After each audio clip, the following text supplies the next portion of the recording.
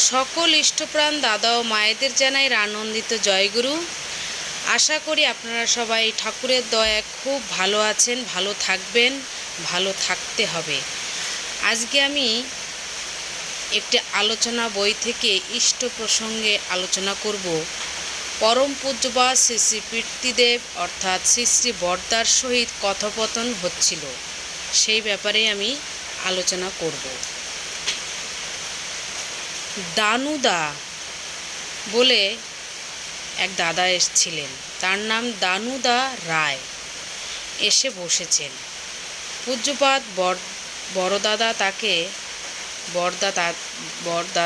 তাকে দেখতে পেয়ে শ্রী শ্রী পিতৃদেবকে বললেন, দানুদার কড়া অনেক সেরে গেছে, হাঁটতে কষ্ট নেই তেমন। বকতে অসম রাজ্যে মন্দির করছে, সেই জন্য 93,000 টাকা সংগ্রহ করেছে। মন্দির নির্মাণ শুরু করতে চায়। বলেছি আরও অর্ঘ্য সংগ্রহ করতে। অল্প দিনে অনেক সংগ্রহ করেছে। শ্রী শ্রী পিতৃদেব খবর শুনে খুশি হয়ে দানুদার দিকে তাকালেন।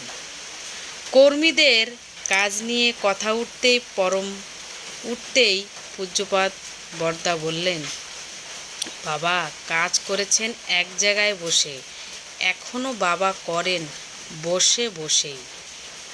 পাখির খাঁচার মাপ কত বাবা বলতে পারবেন? যারা করেছেন তারা না বলতে পারলে যারা কাজ করে তারা কি ঘুরে বেড়ায় নাকি? অতঃপর পূজ্যপাদ বরদা বললেন, একবার ঠাকুরের কাছে গিয়েছি। ঠাকুর জিজ্ঞাসা করলেন, তোর বাবা কেমন আছে? বললাম, মাজায় ব্যথা আছে। ঠাকুর বললেন, ভাই সারাইয়া দিতে পারো না? বললাম, ভাইরে ঘুরলেই ভালো হয়ে যাবে। ঠাকুর উত্তরে বললেন, বসে থাকা তো আমাদের কাজ। রমাংশ কর দাদাকে পূজ্যপাদ বরদা বললেন, বসে থেকে কাজ করা শেখার জিনিস। হল ঘরে শ্রী শ্রী পিতৃদেবের সমীপে আরও অনেক এসে বসেছেন।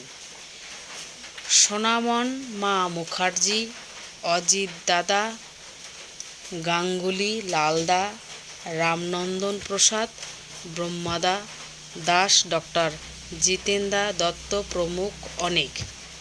নিত্যানন্দ ঘটকদা শ্রী শ্রী পিতৃদেবকে প্রণাম নিবেদন করে করজোড়ে বললেন, কল্যাণীতে মন্দিরে কাজ শুরু করতে চাইছি আগামী অক্ষয় তৃতীয়ার দিন।